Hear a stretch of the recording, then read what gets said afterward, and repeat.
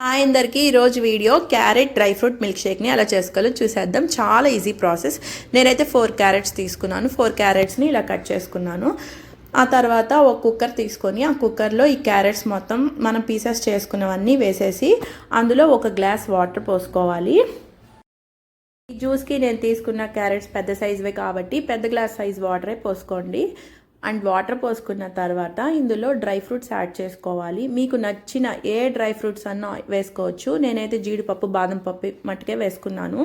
మీరు కావాలంటే వాల్నట్స్ వేసుకోవచ్చు, పిస్తా వేసుకోవచ్చు, అంజీర్ వేసుకోవచ్చు, మీ చాయిస్ అండి అది. అండ్ ఇందులో పంచదార కానీ పటిక బెల్లం కానీ ఇలాగ బెల్లం కానీ వేసుకోండి. నేనైతే బెల్లం కొంచెం ఎక్కువ యాడ్ చేశాను, ఎందుకంటే క్యారెట్స్ అంతగా స్వీట్నెస్ లేవు, కొంచెం చప్పగా ఉంది. అండ్ ఇప్పుడైతే స్టవ్ ఆన్ చేసుకుని కుక్కర్ మూత పెట్టేసి విజిల్ పెట్టేసుకోండి. ఎన్ని విజిల్స్ రానివ్వాలంటే ఒక 4 to 5 విజిల్స్ రానివ్వండి. అండ్ ఫ్లేమ్ వచ్చేసి మీడియం టు హైకి అడ్జస్ట్ చేసుకోండి.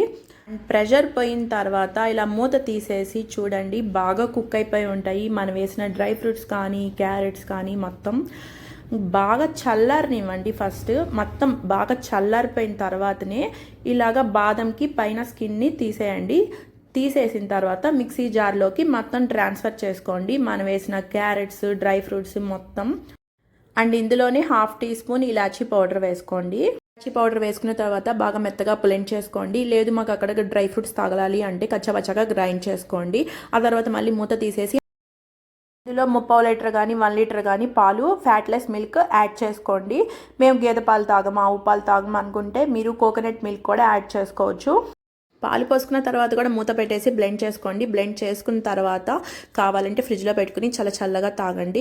లేదు అనుకుంటే ఇలా గ్లాస్లో పోసుకుని ఎంజాయ్ చేస్తూ తాగండి. సమ్మర్కి ద బెస్ట్ డ్రింక్ ఏదైనా ఉందంటే ఈ క్యారెట్ డ్రై ఫ్రూట్ మిల్క్ షేకేనండి. చాలా బాగుంటుంది, పిల్లలు చాలా ఇష్టంగా తాగుతారు. అండ్ వీడియో నచ్చితే ప్లీజ్ వీడియోకి లైక్ చేయండి.